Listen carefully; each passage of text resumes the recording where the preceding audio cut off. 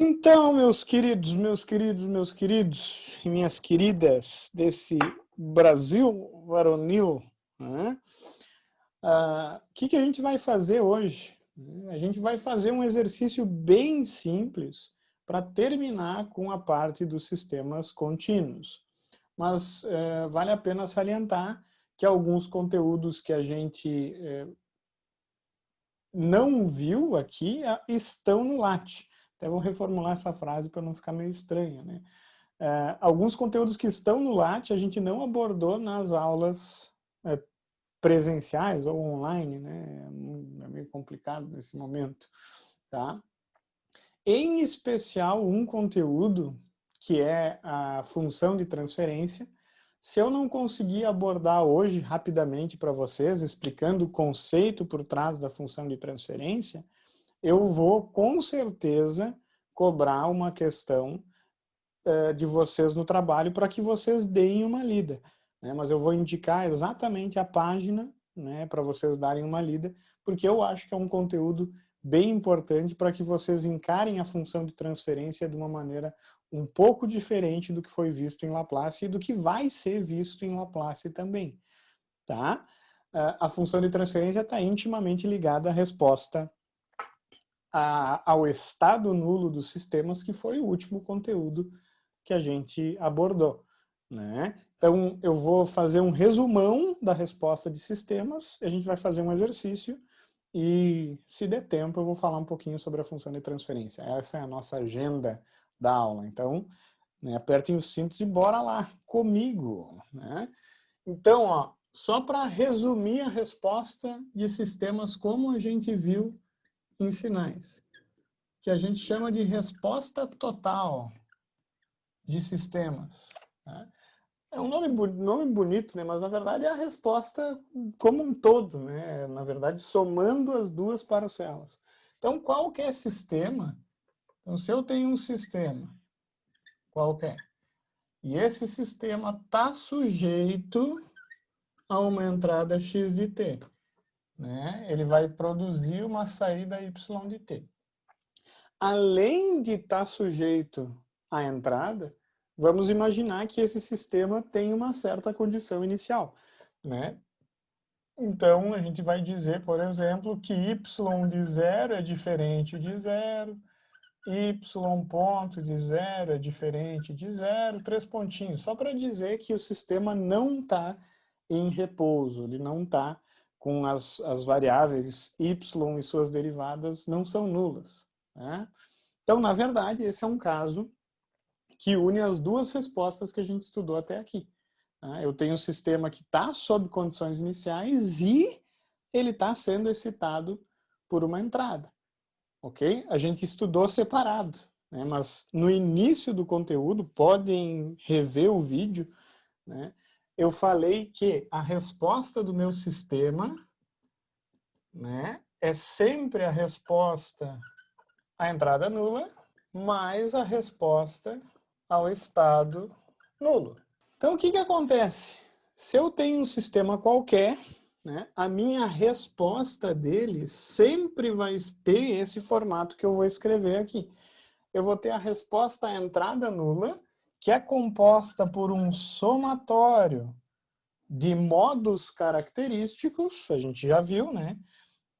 E esse somatório, o meu K vai de 1 até N, onde N é o grau, né, das derivadas da saída do sistema. A gente já viu na forma padrão, o N a mais alta derivada, né? Se eu tenho Y 3 pontos, o N é 3. Né? Se a mais alta derivada é Y 3 pontos. Tá? Então, eu vou ter CK e na lambda K vezes T, mais essa resposta aqui, ó, né, é a resposta à entrada nula de um sistema linear contínuo. Vocês se lembram, né? Eu calculava os autovalores, montava não, mas estabelecia a forma padrão somando os modos característicos ponderados por coeficientes estes que eu vou encontrar, né, aplicando as condições iniciais. Ainda essa é a resposta à entrada nula. E a resposta ao estado nulo, que vocês devem ter visto nos vídeos, né, é a convolução, né, da entrada com a resposta impulsiva do meu sistema. Tá? Então, se vocês vão ter que rever os vídeos, caso vocês tenham alguma dificuldade, vocês sempre podem tirar as dúvidas comigo via Teams, tá, pessoal? A resposta impulsiva, até eu vou relembrar vocês, né, é a resposta quando eu aplico um impulso. Tá? É uma resposta que na prática não existe, porque é impossível eu aplicar um impulso num sistema prático, né? Mas matematicamente a resposta impulsiva ela é fundamental. Para quê? Para encontrar a resposta a qualquer sinal X.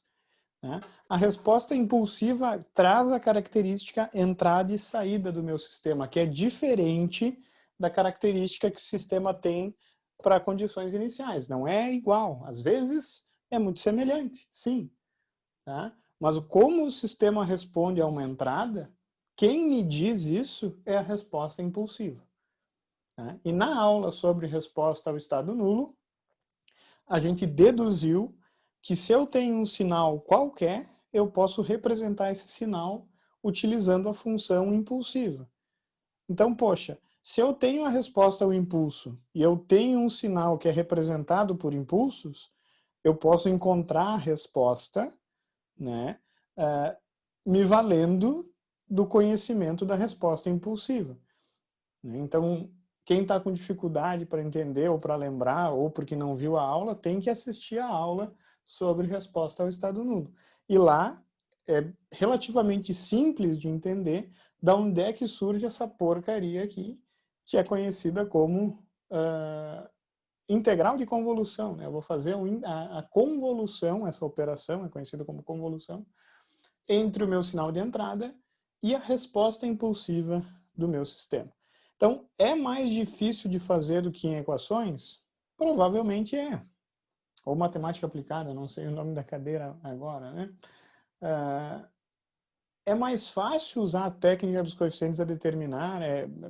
Existe uma técnica mais fácil para solucionar sistemas lineares no tempo. Porém, essa técnica tem duas vantagens, que nem eu já falei na aula, né, de introdução. A primeira é que eu isolo respostas que são de interesse prático. Eu quero saber como o sistema reage a condições iniciais. Show. Eu quero saber só, na verdade, como ele reage a uma entrada. Então, eu consigo isolar essas respostas. E a outra grande vantagem é que, usando esse conceito, né, de convolução, quando eu trabalho no domínio da frequência, as coisas são bem fáceis de resolver. Tá? Então, tem vantagens em se trabalhar com essa resposta. E tem uma terceira, né? Eu falei que era duas, né? Tem uma terceira vantagem, é o seguinte, ó, que se eu tenho essa resposta aqui e quero, por exemplo, encontrar a resposta natural, eu consigo. Né? Se eu tenho essa resposta e eu quiser só a resposta forçada, eu consigo também. Se eu tenho a resposta como a gente resolvia lá em equações, utilizando o método dos coeficientes a determinar e tal, eu não consigo chegar nesse resultado. Tá? Então, eu consigo daqui chegar na outra resposta, né, que é a natural e forçada. Mas se eu tenho a natural e a forçada, eu dificilmente, eu não consigo, na verdade, encontrar qual que é a parcela que veio de condições iniciais e qual a parcela que veio da entrada. Tá? Então, finalizando, né, a gente vai fazer, finalizando esse conceito todo, a gente vai fazer um exemplo, mas, pessoal, é um exemplo simples. Tá? De propósito, eu vou fazer um exemplo simples com vocês. Tá? Tem mais exemplos no LAT, tem mais exemplos, até mesmo a gente fez exemplos mais complicados quando eu estudei cada um dos tópicos independentemente. Mas o interesse aqui é que vocês entendam como é que eu faço uma resposta total e como que eu relaciono essa resposta total com como que eu encontro, por exemplo, a resposta forçada do meu sistema, a partir dessas duas respostas, para a gente juntar as duas disciplinas, né? Para a gente sair lá de equações, de matemática aplicada, e ver, né, que eu consigo, de fato, né, fazer paralelos entre essas duas formas de resolver. Então, pergunta que eu quero fazer para vocês. Vocês querem uma função de primeiro grau e fazer com bastante tempo, com bastante calma, ou uma função de segundo grau, né, levando um certo tempo para resolver? O que vocês preferem? Eu acho que pode ser uma simples mesmo, viu, professor? Então tá. Então eu vou fazer uma função de primeiro grau, bem básica, tipo assim, mas eu vou dar dicas de como é que eu resolveria, ou qual seria a diferença se eu tivesse um grau superior. Então vamos supor que eu tenho um circuitinho RC, ou, né, qualquer sistema que origine, um sistema térmico, que origine uma equação de primeiro grau, bem simples, assim, ó. Y ponto de t mais 3y de t, isso é igual a 6x de t. Eu tenho essa equação diferencial, modelei o sistema e cheguei nesse resultado. E o que acontece? Vamos supor que esse sistema está sob uma condição inicial que vale 3. 3? Não, já usei 3 aqui. 4. Né? E vamos supor que a entrada desse sistema, de novo, eu vou fazer uma coisa simples, tá? Que é uma convolução mais complicada, dá para olhar na aula sobre convolução. A minha entrada eu vou fazer um degrau. Tá?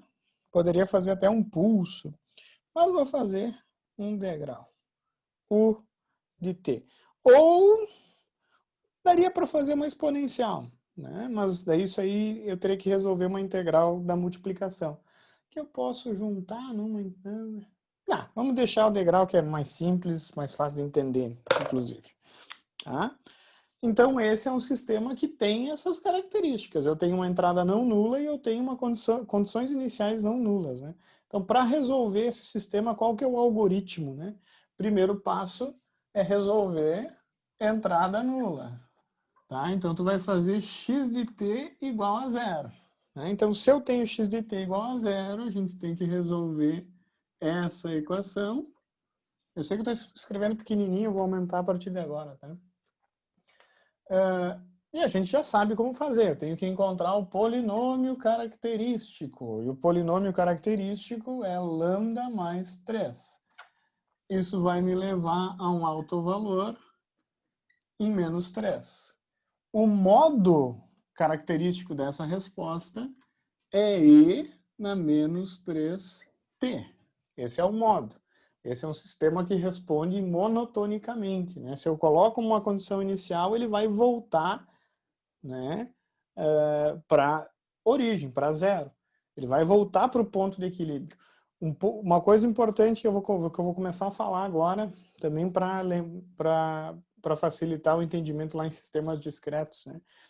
Como esse modo, e na verdade todos os modos desse sistema tendem a zero, né, o meu sistema pode ser caracterizado como internamente estável. Então é um conceito bem básico. Se todas as exponenciais do sistema tendem para zero, significa que ele, dado uma condição, ele volta para zero. Então ele vai ser um sistema estável. Então eu já estou falando coisas para ir entrando na cabeça de vocês. Então, pessoal, a resposta que eu espero para a entrada nula do meu sistema vai ser C e na menos 3t. Então, como a condição inicial foi dada e foi 4, é 4 a condição inicial, tu tem que escrever, né?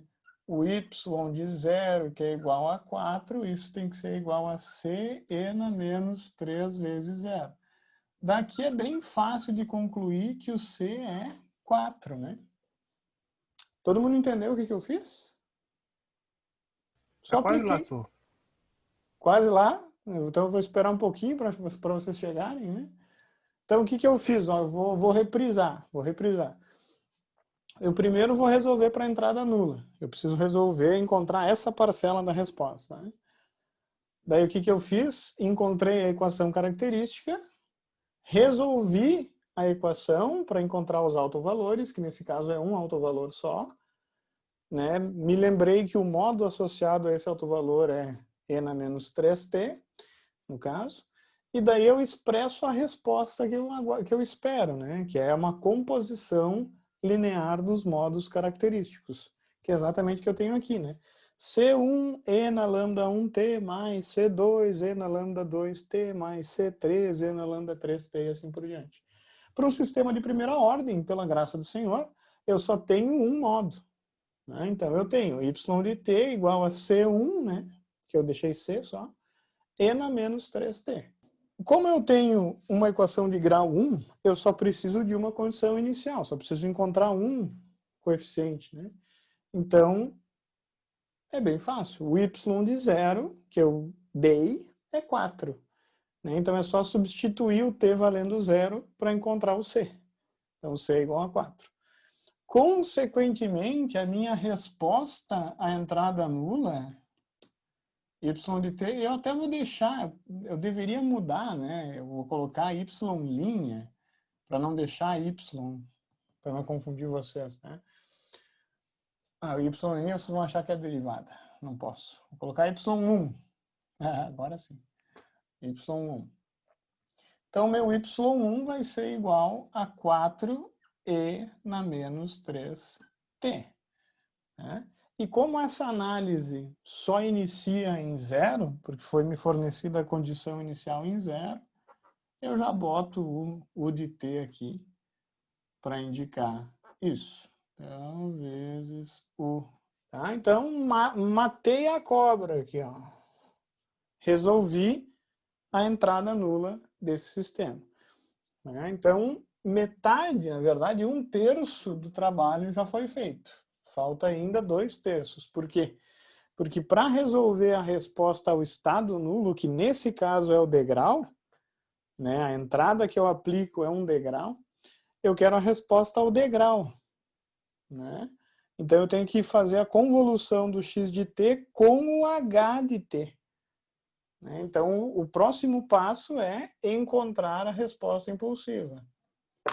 Então, encontrar h de t. Porque eu não tenho, né? Não me foi fornecido. Só me foi fornecido a equação do sistema, com a qual eu posso, né? Não preciso, né? Eu posso encontrar o h. Tá? Então, vamos lembrar, porque isso a gente não teve um encontro síncrono também. Né? O meu h de t, eu vou encontrar literalmente aplicando uma fórmula. Né? Nem o LaTeX aborda essa fórmula, ele coloca como um tópico especial.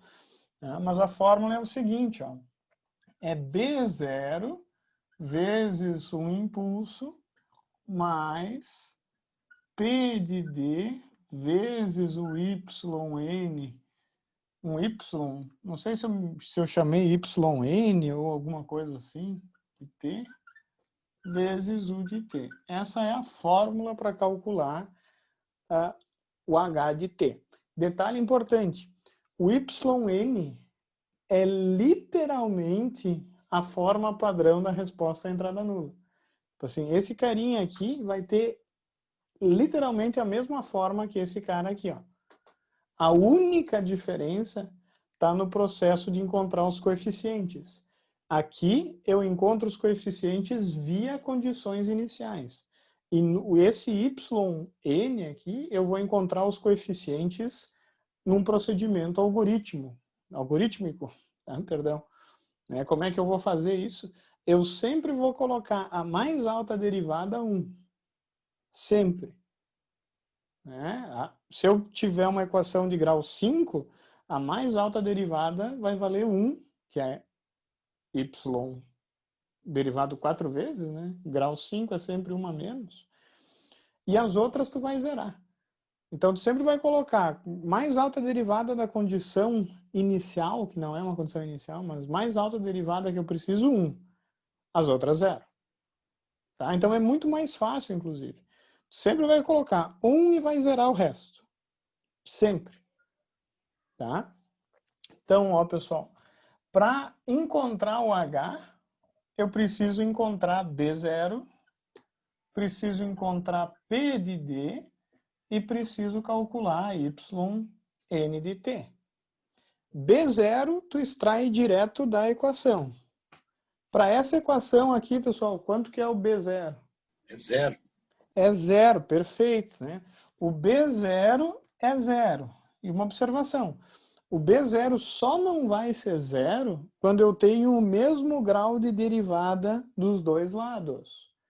Se eu tivesse um x ponto aqui, né, o coeficiente que multiplica o x ponto ia ser o B0.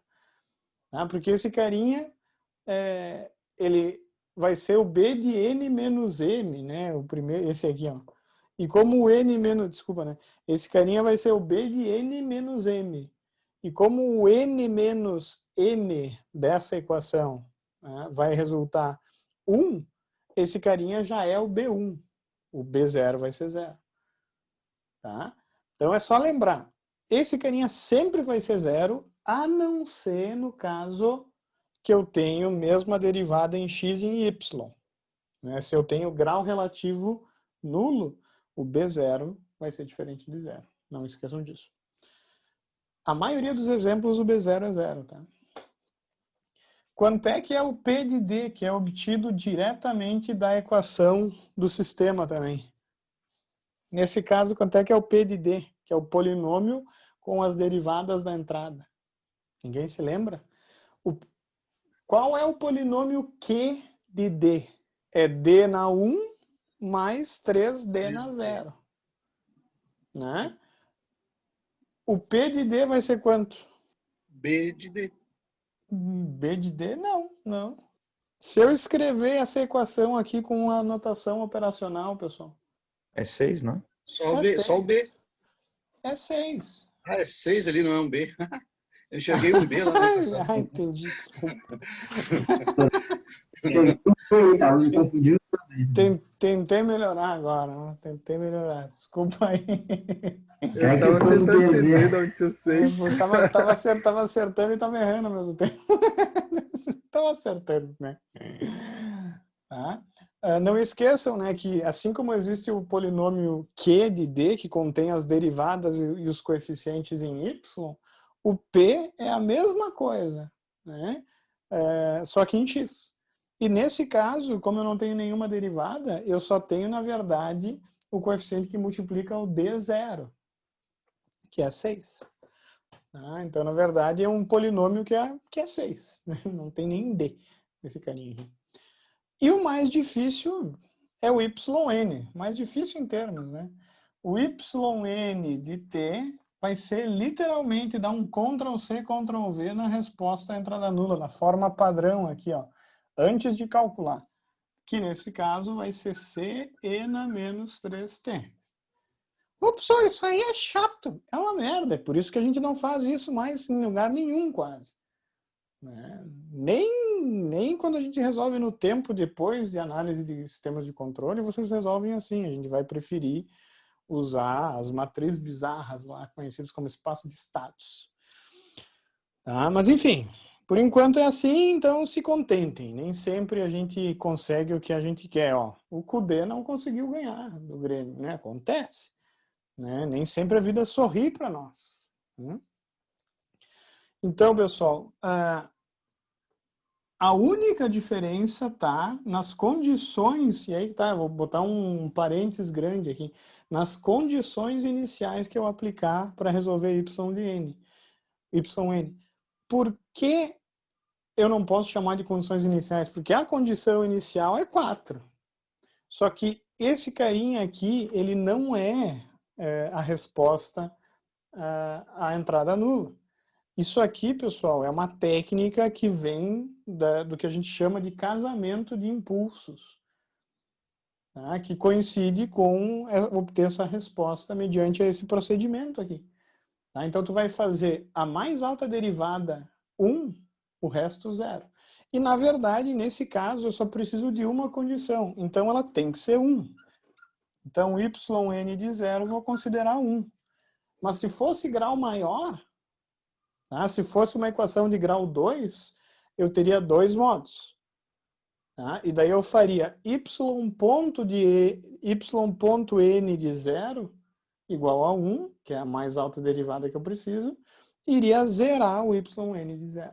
Se fosse uma equação de grau 4, eu faria y3.1, y2.0, y.0, y0. É assim, é algoritmo. Tá? Vai fazer assim e é assim. Né? Não é que não tem uma explicação, tem, mas daí eu precisaria, sei lá, de meia aula, mais de meia aula só para explicar. Tá? Então, quem tem dúvida quanto à técnica que origina esse algoritmo, é um algoritmo, né? Tem no final do capítulo o Latte explica. Então é só dar uma estudadinha que vocês vão entender. É um pouquinho chato, mas dá para entender, tá, pessoal? Então, aplicando essa condição aqui, fica barbada, né? Para primeiro grau, sempre vai ser, o C vai ser 1, sempre. Tá? Então, o meu yn de 0, que é igual a 1, vai ser Cn menos 0, né? Então, daqui eu tiro que o C é 1. Tendo tudo isso, tu vai pegar e vai substituir aqui em H. Então, tu vai ter H de T, que é igual a 0 vezes um impulso, mais o polinômio operacional é 6 vezes a resposta E na menos 3T U de T. Renan, eu me perdi Diga. um pouco. Por que é sempre 1 ali? O C é sempre 1? O C é sempre 1 quando eu tenho o primeiro grau, né? Pelo algoritmo de resolução. Né? Porque Se como eu fosse vou ter... segundo grau, seria 2? Não. Se fosse segundo grau, eu tenho que encontrar a derivada também, né? Ah, tá. Se fosse segundo grau, eu tenho que derivar o yn, e daí eu vou ter que montar um sisteminha e encontrar C1 e C2. Que daí sim, vai depender do coeficiente aqui, porque quando eu derivo ele pipoca para fora, né? Então, não, eu não gosto de criar regras, né? Eu acabei falando uma coisa jogando contra mim mesmo aqui, né? Mas é sempre assim, né? O yn de 0 é 1, daí tu substitui a condição inicial nessa equação e resolve. Né? Nesse caso vai dar 1. Ah, entendi. Show? Mas daí para grau maior tu vai ter que resolver sistemas de equação, que nem a gente fez algumas vezes já, né, nessas aulas.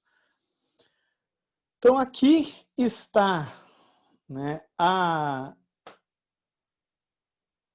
resposta impulsiva, né, desse sisteminha, né, pessoal? Que, simplificando, vai ser 6e na menos 3t u de t. Então, essa é a resposta impulsiva. Professor, terminou, eu não aguento mais esse exercício. Não é fácil. Isso que é grau 1. Ainda falta convoluir x de t com h de t. E sendo x de t o degrau. A sorte minha é que é um degrau, que é o sinal mais fácil de convoluir. Tá?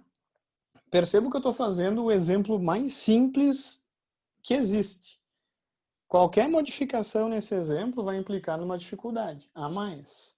Tá? Por exemplo, se eu tivesse aumentado o grau da equação, primeira coisa, se eu aumento o grau da equação aqui, significa que eu tenho um polinômio de segundo grau, 2, por exemplo, do segundo grau, né? Eu vou ter 2 autovalores, eu vou ter uma resposta aqui com 2 modos e 2 coeficientes, eu vou ter que aplicar 2 condições iniciais, vou ter que montar um sisteminha de equação e encontrar C1 e C2. Tá? Não é tanto trabalho a mais, ok, mas é mais trabalhoso. Aqui, né, eu vou ter que... não tem muito mais trabalho além do fato de eu ter mais trabalho para encontrar os coeficientes do H, para calcular o H. Né? Mas daí tem que tomar cuidado, porque o P pode não ser tão simples. Né? Segundo grau, daí eu posso ter, por exemplo, D mais 3 aqui. E daí isso vai exigir que derive o yn. Eu acho que eu fiz um exemplo com derivada na aula, no vídeo da aula sobre resposta impulsiva. Se eu não fiz, me cobrem que eu faço. Tá? Então percebo que é trabalhoso. Assim, resolver um sistema no domínio do tempo é trabalhoso. Me lembrem de resolver o mesmo sistema com Laplace. Vocês vão ver que leva metade do tempo, se não mais. Por isso que é uma merda resolver assim. Tipo assim, é interessante para tu entender os conceitos da exponencial, da resposta impulsiva, ok? Né? Para entender que, como eu estou convoluindo a resposta impulsiva com outro sinal, né, eu vou misturar esses dois sinais, vai ficar um emaranhado, vai ficar uma briga de gato ali. Né? Por quê? Porque o sistema ele tem a sua dinâmica, só que eu estou inserindo no sistema um sinal que tem modos diferentes. Né? Então a coisa vai meio que embolar. Né? Um exemplo que eu gosto de dar é do balanço, né, por exemplo. Se o balanço oscila com uma certa frequência, vamos imaginar que uma criança fica balançando as pernas, assim, ó, meio sequeladamente. Né? Então a resposta vai ser uma mistura das duas coisas, do balançar natural do balanço e também da entrada errática que a menina ou que o menino vai produzir. Né? Então realmente é uma coisa assim, é uma mistura. Como essa aqui, que vai ser uma mistura do degrau com essa exponencial, que tem a mesma característica da resposta à entrada nula, podem ver. Né? Eu tenho n a menos 3t, aqui eu tenho n a menos 3t também. Isso é muito comum de acontecer. Tá? Porque a resposta impulsiva, ela não deixa de ser uma coisa também meio natural do sistema, porque o impulso só acontece em zero e depois o sistema fica sozinho. Então é muito comum ver muito dessa resposta aqui. Tá? É normal até. O que acontece? Eu posso não ver alguns modos aqui, mas sempre H vai ser composta de modos característicos, não tem como fugir disso. Né? Porque é como o sistema responde, né? Ele está respondendo, ele responde como ele gosta. Depois que eu encontrei H, eu encontro a resposta ao estado nulo, que eu vou chamar de Y2, que é a convolução de X com H, que eu vou fazer no próximo quadro, porque findou esse quadro. Olha só que alegria. Então, ó, a gente vai ter que fazer a convolução de dois sinais, que são dois sinais bem simples, olha só. A entrada do meu sistema é a função degrau. E o meu H de t, que a gente calculou, é 6n a menos 3t U de t. Então, esse sinal é esse aqui. Eu sempre gosto de desenhar. Quando eu vou fazer uma convolução, eu sempre gosto de desenhar. E eu tenho esse sinal aqui. A convolução, pessoal, tem características que são bem úteis. Não sei se eu falei para vocês nos outros vídeos, vou falar agora. Eu posso tanto convolucionar x com h, tanto convolucionar h com x. Tanto faz. Tá? É uma propriedade da convolução. A mesma coisa a soma. Eu posso somar 5 mais 3 ou 3 mais 5. E o resultado vai ser igual. Tá? Eu sempre opto por inverter na convolução. Vamos lembrar a convolução, né? Se eu tenho x1 de t convoluído com x2 de t. Tá? O resultado da convolução, que é a integral de menos infinito até mais infinito, de x1 de tal vezes x2 de t menos tal, de tal, né? Tem um dos sinais que é invertido e deslocado. Então, tem um dos sinais que eu vou ter que ficar fazendo operações, né, matemáticas. Estou deslocando, invertendo, diabo 4. Pessoal, escolham o sinal mais simples para inverter e para deslocar. Por quê, pessoal? Se eu inverto o degrau, qual é a função matemática que define o degrau no intervalo de 0 até infinito? É 1. Se eu inverto e desloco 1, ele continua 1. Ele continua uma constante naquele intervalo. Agora, essa função é e na menos t. Se eu inverter e deslocar, aonde tem t, eu tenho que escrever t menos tal. Perceberam? Então, na verdade, a função vai ficar t menos tal. Ela é uma função mais chata de trabalhar. Então, dica, que é uma dica que eu nem deveria dar, porque é meio óbvio. Sempre invertam aquele sinal mais fácil, mais simples. Se eu tenho constante, então nem se discute. Inverte a constante, é muito mais tranquilo. Então, o que eu vou fazer? Então, ó, pessoal, nesse caso, o que eu vou fazer? Eu vou manter fixo o meu H e vou inverter o meu X. Então, eu vou fazer a convolução de H com X, e não de X com H. Né? Então, mas eu posso escolher, eu vou fazer essa aqui de baixo. Né? Então, o que acontece? Eu sempre gosto de desenhar. Ô, professor, mas isso aí é muito fácil. Mesmo assim, eu gosto de desenhar. Tá? Me deixa desenhar. Então, ó, eu tenho e na menos tal. Por quê? Porque o primeiro sinal eu só mudo a variável de t para tal. Lembrem-se que a integral é em tal, né, pessoal? E o outro sinal tu inverte, e eu gosto sempre de trazer para a esquerda, né? Para desassociar as bordas. Né? Esse sinal aqui seria o U de t menos tal. Mas qual que é a grande sacada de ter um sinal simples, né? A função definida no intervalo continua 1. Eu não preciso mudar a função que vai ser definida no intervalo. Né? E o que acontece? Quando eu fizer o produto dessas duas funções, eu vou ter o produto de 1 com e na menos tal. Então, a integral é extremamente simples de resolver. O fato é que eu tenho que cuidar das bordas. Porque eu até poderia ter dificultado e colocado o sinal U de t menos 1 de entrada. Né? Em que a borda aqui não iria começar em 0, mas iria começar em 1. Tá? E daí, quando eu inverto, essa borda aqui ela iria para menos 1. Tá? Então, não esqueçam esses detalhezinhos que eu até agora me arrependi de não ter feito para um sinal um pouquinho mais complexo. Mas essa borda vai ser 0 mais t. Por quê? Porque ela está deslocando t segundos. Ô, professor, eu não me lembro disso. Eu não vi o vídeo. Falei, então vê o vídeo, depois volta para essa aula. Né?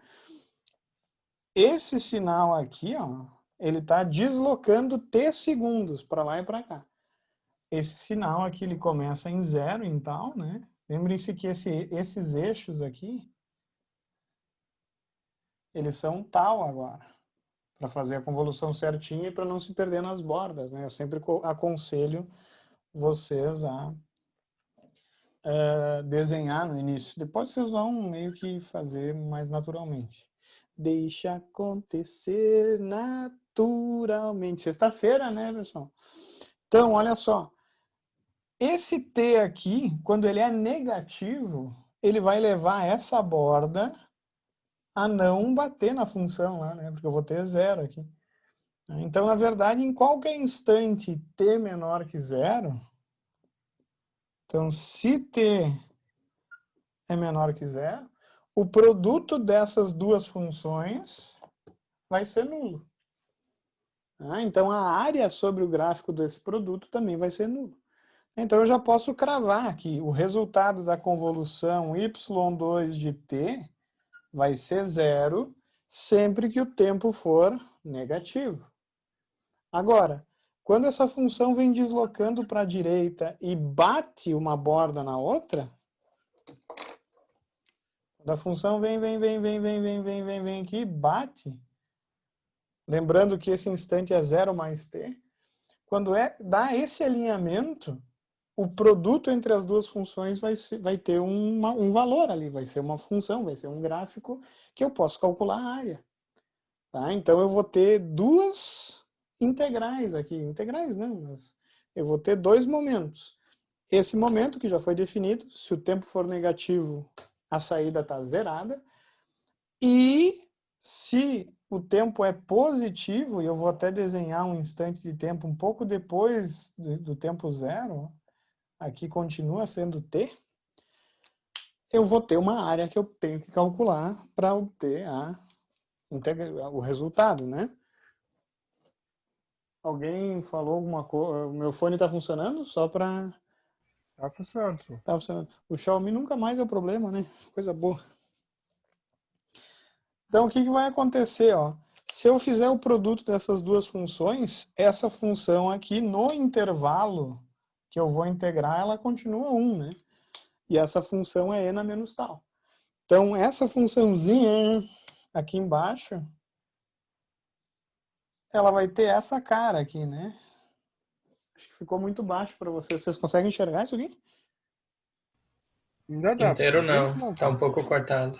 Tá um pouco Pra mim tá cortado, dando. né? Eu imaginei. Uou, Aí. Uhum. agora foi. Né? E a função aqui vai ser o produto entre as duas funções, que pela graça do Senhor é 1 vezes n menos tal.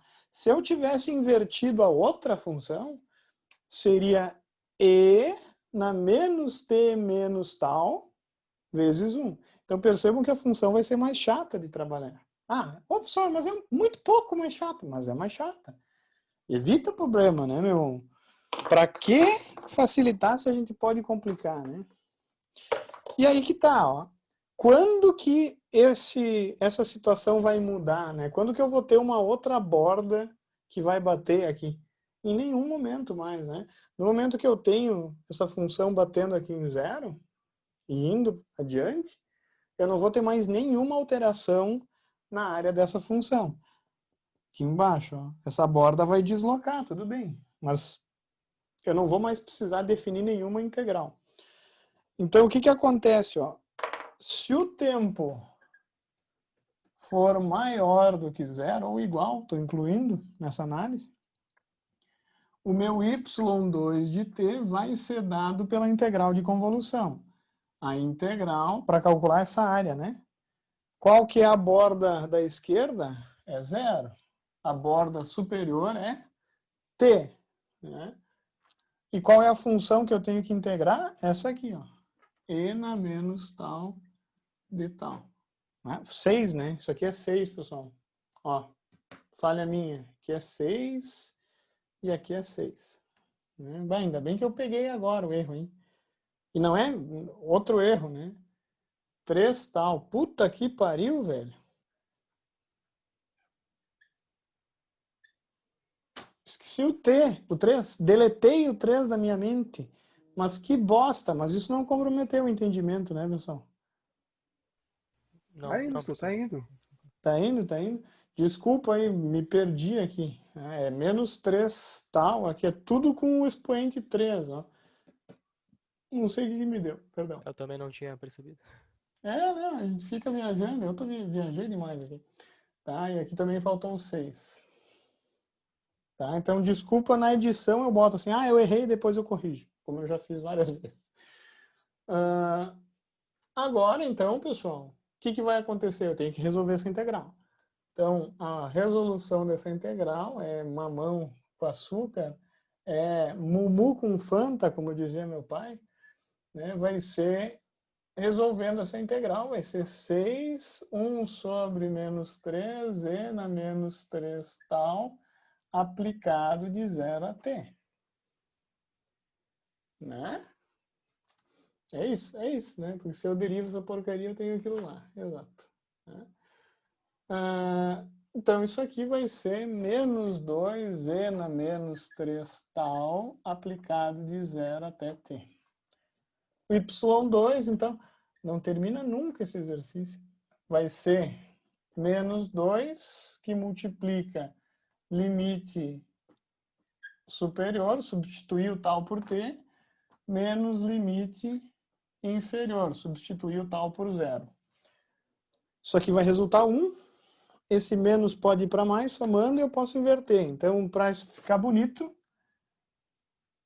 o y2 vai ser igual a 2, 1 menos e na menos 3t. Né? Esse menos aqui vai ficar menos, aqui vai ficar mais. Tá? E isso vale para t maior que 0. Então, se eu juntar essas duas coisas, olha só, o y2 de t é 0 para t menor que 0, e essa porcaria para t maior ou igual a 0. Que eu posso sumarizar tudo isso escrevendo que y2 é igual a 2, 1 menos e na menos 3t, u de t. Que daí eu nem preciso fazer como função definida por partes, né? O u de t já faz isso. Finalizando, a resposta total é a soma da resposta à entrada nula, que eu já calculei no outro quadro, mais a resposta ao estado nulo, que é essa aí em cima. Então vai ficar o quanto? Ó? O y de t vai ser igual a 4e na menos 3t u de t,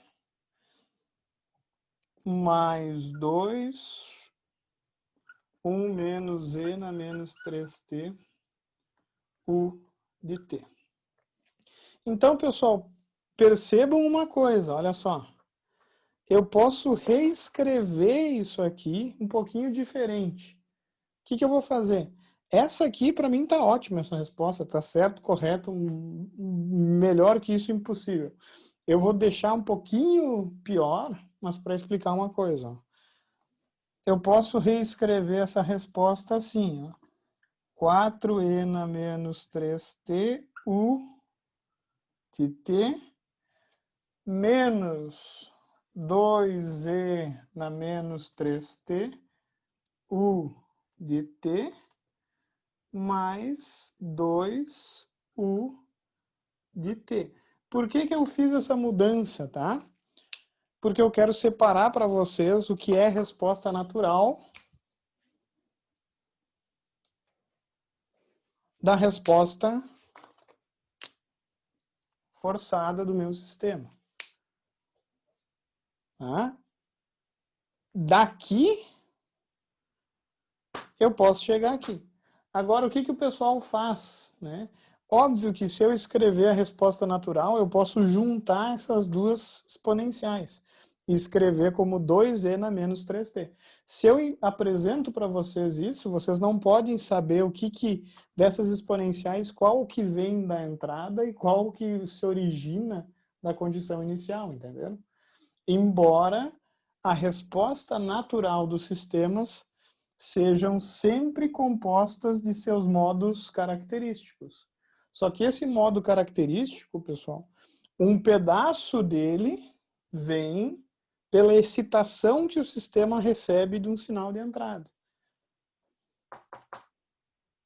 Tá? E outra parcela, óbvio, vem da condição inicial. Vocês têm que entender o seguinte, ó, a resposta natural do meu sistema, né,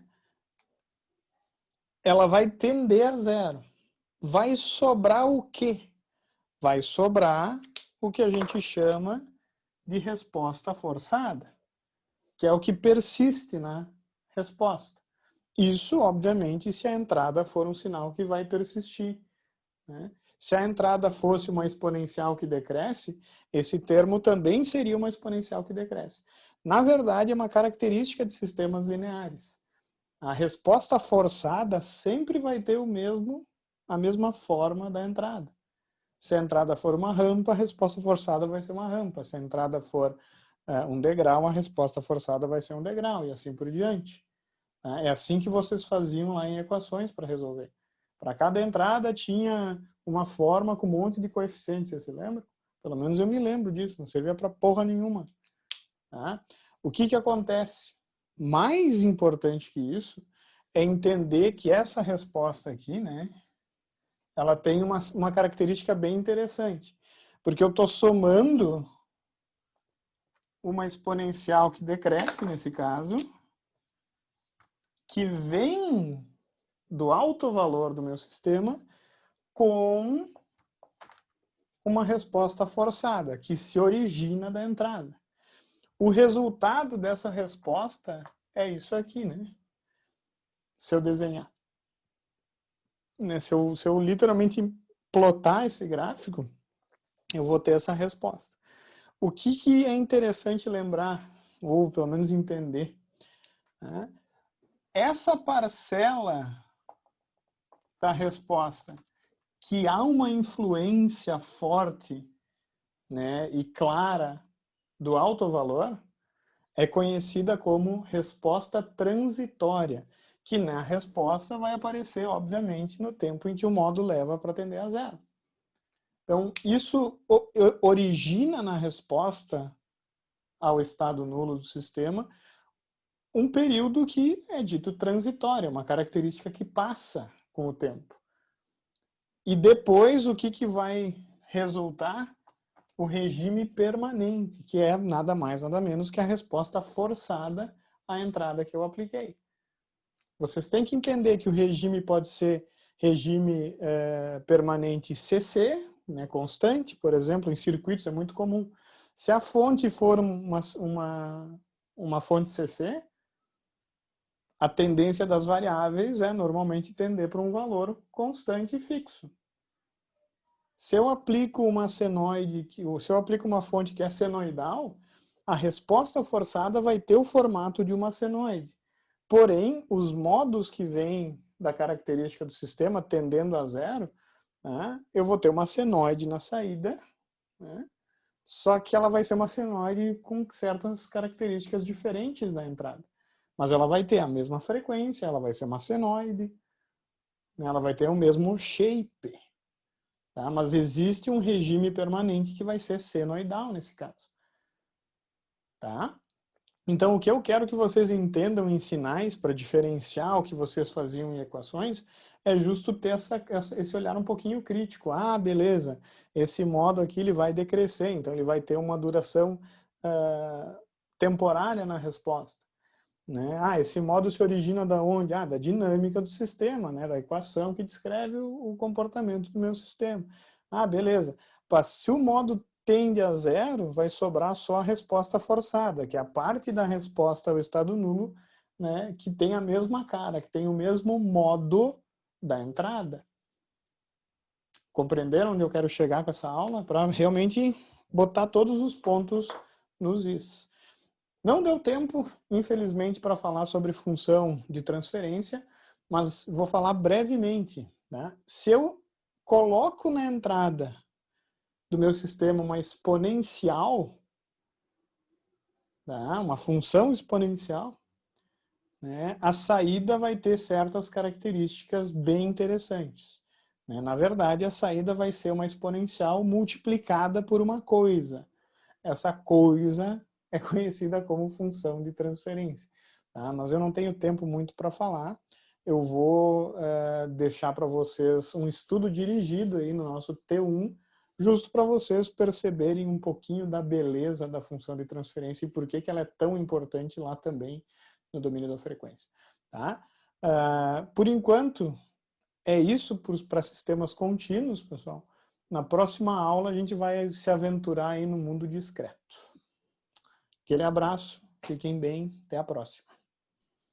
Valeu, professor. Até a próxima. Boa noite. Obrigado, Valeu. bom fim de semana. Boa noite, bom final de semana, galerinha medonha.